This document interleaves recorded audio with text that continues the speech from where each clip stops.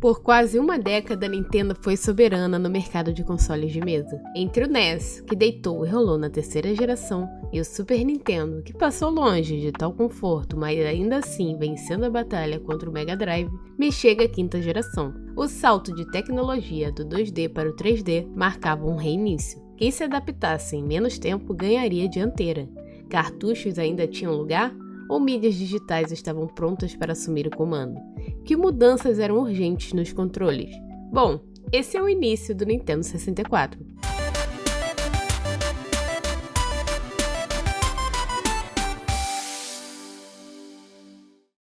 Salve galera, tudo bom com vocês?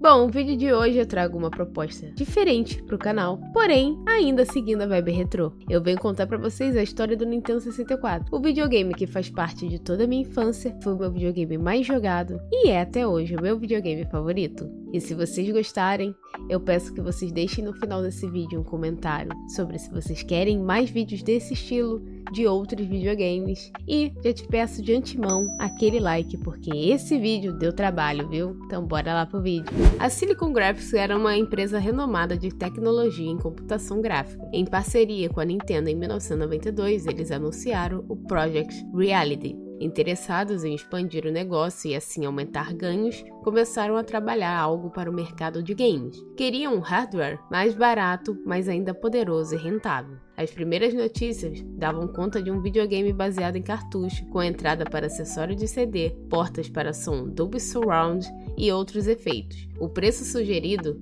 não mais de $250, para inserir os jogadores em mundos 3D, uma nova realidade para videogames. Queriam uma versão arcade ainda em 1993 e a doméstica no máximo para 1994. O design, quase definitivo, foi revelado em meados de 1994, com o nome provisório Ultra 64.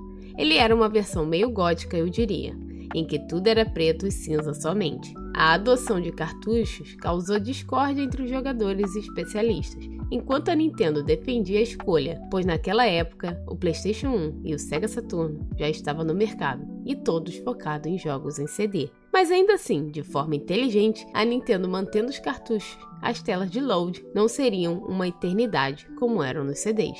Mesmo não sendo mais a preferência do público da época, era inteligente essa decisão. Eram menos vulneráveis a danos que os CDs, mais resistentes e, claro, difíceis e caros de serem pirateados.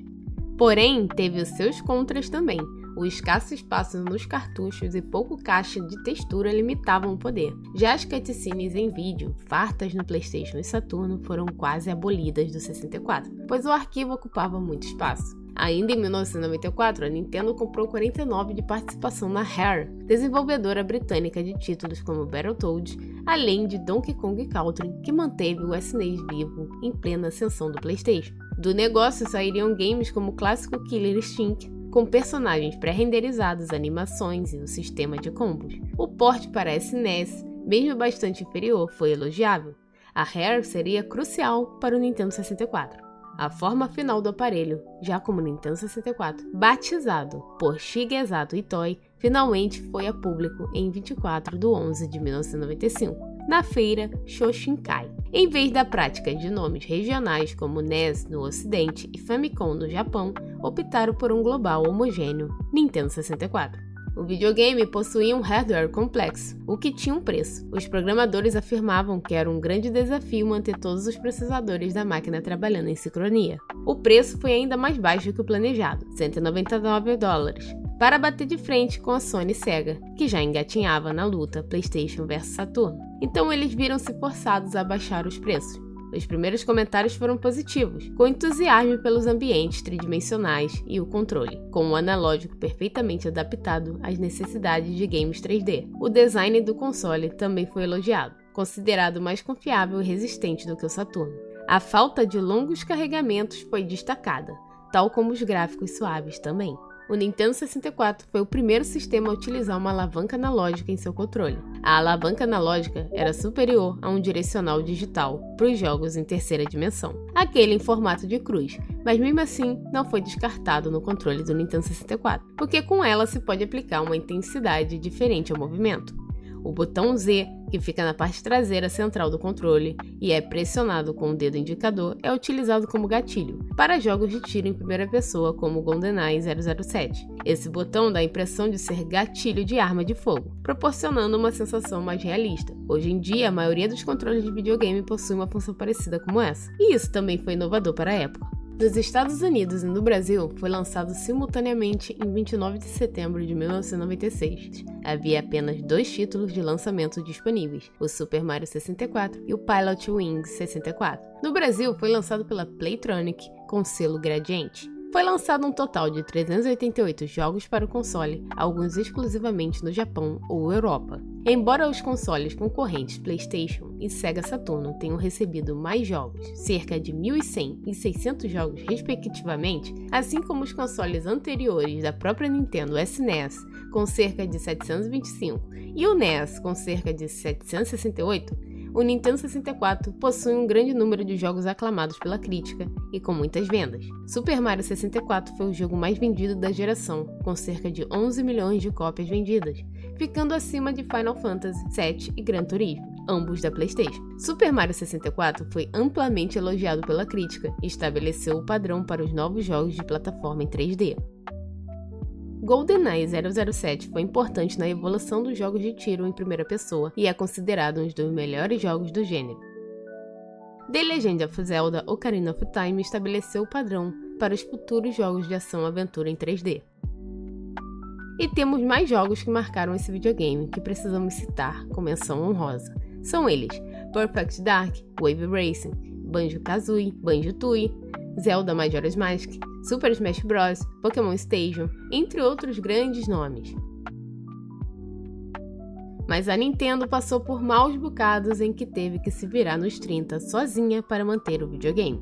Com os problemas estabelecidos sobre o espaço de armazenamento, cutscenes e texturas, velhos parceiros da Nintendo, como Enix e Square, concluíram que cartuchos não tinham futuro e vazaram. Foram trabalhar com a Sony, levando para lá títulos como Final Fantasy VII, Dragon Quest VII, planejados para o Nintendo 64. Outros desenvolvedores, como a Konami, embora presentes, produziram pouco no Nintendo 64. A oferta de jogos foi baixa na máquina da Nintendo. Jogadores aguardavam ansiosos pelas raras novidades, enquanto a galera da PlayStation se esbaldavam nos lançamentos. A maior parte dos games importantes da Nintendo foi produzida por ela mesma, ou aliados como a Rare, por isso nota-se a diferença de quantidade de jogos lançados.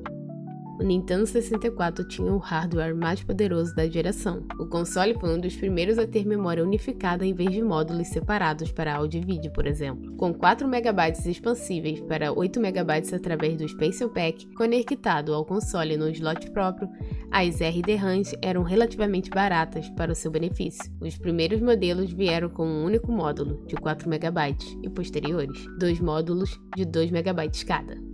A Nintendo adotou uma jogada de cores que fez muito sucesso na época, os famosos multissabores. Usando o plástico colorido translúcido, havia 6 cores, lançadas no Brasil como kiwi, verde, cereja, vermelho e rosado, anis, azul, jabuticaba, preto, uva, roxo e tangerina, laranja. A cor padrão era o cinza e preto. Um Nintendo 64 azul, com um grande Pikachu em cima, feito para promover jogos de Pokémon como Pokémon Stadium, e no Japão também viu uma versão laranja. O Jungle Green, o Extreme Green, o primeiro colorido vindo apenas junto com Donkey Kong 64. A cor padrão do controle era cinza claro, mas foram oficialmente lançados controles com mais 5 cores: amarelo, vermelho, azul, verde e preto. Para o lançamento do Donkey Kong 64, foi lançado nos Estados Unidos um controle especial, cor amarelo e pintado para parecer um cacho de bananas. A Nintendo lançou um controle dourado para o Japão, seguindo o lançamento de The Legend of Zelda Ocarina of Time. Depois, controles dourados passaram a ser vendidos pelo resto do mundo. A cor padrão dos cartuchos era um cinza claro. Alguns cartuchos, entretanto, foram lançados em cores diferentes, tais como amarelo, Donkey Kong 64 e o Earthworm Jim 3D, dourado, The Legend of Zelda Majora's Mask e o Ocarina of Time, preto, Turok 2, verde, Rayman 2, azul, Tony Hawk's Pro Skater, vermelha, Spider-Man. e uma dupla, dourado na frente e prateado atrás, em Pokémon Stadium. O que era um luxo você ter em cores diferentes, o que é ainda até hoje para os colecionadores. E olha que eu possuo alguns desses também. O Nintendo 64 teve alguns acessórios como Controller Pack, Pencil Pack, Rumble Pack, Transfer Pack e o 64DD. O Nintendo 64 fez um relativo sucesso no Japão, vendendo cerca de 5,5 milhões de unidades, praticamente empatando com o Sega Saturn, que vendeu 5,8 milhões de unidades. O PlayStation 1, por sua vez, teve 21 milhões de unidades no Japão. Na América do Norte, o maior mercado do mundo, o Nintendo 64 teve vendas que superaram as 20 milhões de unidades, garantindo um sólido segundo lugar, bem à frente do Sega Saturn, que não chegou a vender em 2 milhões de unidades nesse território. O PS1 obteve vendas de 40 milhões na América do Norte. No geral, em termos de vendas mundiais, o Nintendo 64 conseguiu ser o segundo console mais vendido de sua geração, vendendo um total de 32 milhões de unidades, enquanto o primeiro colocado foi o PlayStation 1, que vendeu 102 milhões de unidades, e o terceiro colocado, o Sega Saturn, que vendeu 8 milhões. O Nintendo 64 é o 12º videogame mais vendido de todos os tempos, à frente de aparelhos como Mega Drive, Xbox e o próprio GameCube da Nintendo. O Nintendo 64 ficou conhecido por ser um console que oferecia a melhor experiência multiplayer graças à sua capacidade de aceitar 4 controles simultâneos sem ajuda de acessório e também por dominar nos gêneros de corrida, como jogos como São Francisco Rush,